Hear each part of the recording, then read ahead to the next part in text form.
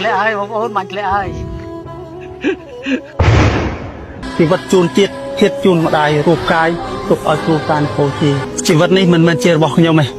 គឺរបស់ប្រទេសជាតិពួកខ្ញុំកងទ័ពជួរមុខនេះគឺលះបង់សាច់ស្រស់ឈាមស្រស់ដើម្បីសុខសន្តិភាពប្រទេសជាតិនិងសុវត្ថិភាពរបស់បងប្អូនប្រជាពលរដ្ឋបាយកូនតទៅបាយយ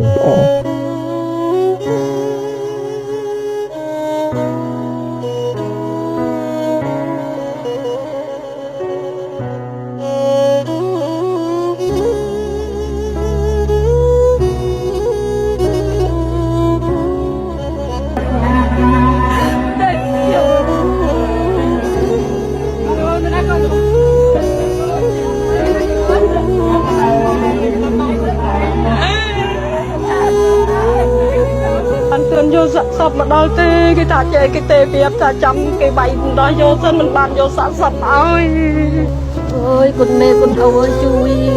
ហើយទៅពេលមកអញ្ចឹងខានរៀនខានសតទៅមិញហ៎មួយចង់ទៅរៀនវិញអត់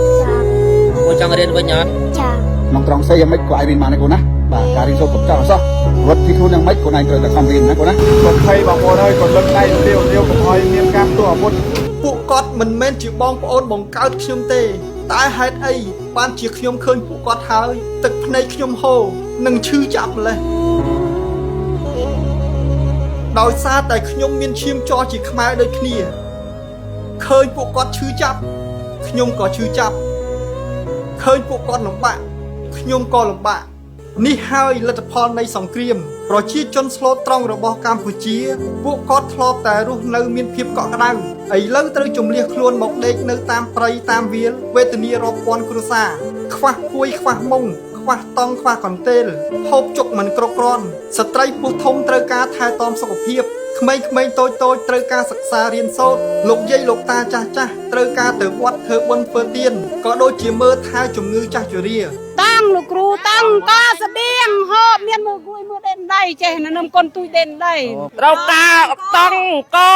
ដាច់ចំណេញអាហារហូបហ្នឹងណាតែយើងពិតជាមានមោទនភាពណាស់ដែលឃើញបងប្អូនប្រជាពលរដ្ឋខ្មែរយើងរួមសាមគ្គីគ្នាជួយគ្នាផ្ដល់ជំនួយជូនបងប្អូនប្រជាពលរដ្ឋដែលភៀសខ្លួនចេញពីសង្គ្រាមនេះហើយជាទឹកចិត្តខ្មែរខ្មែរជួយខ្មែរខ្មែរស្រឡាញ់ខ្មែ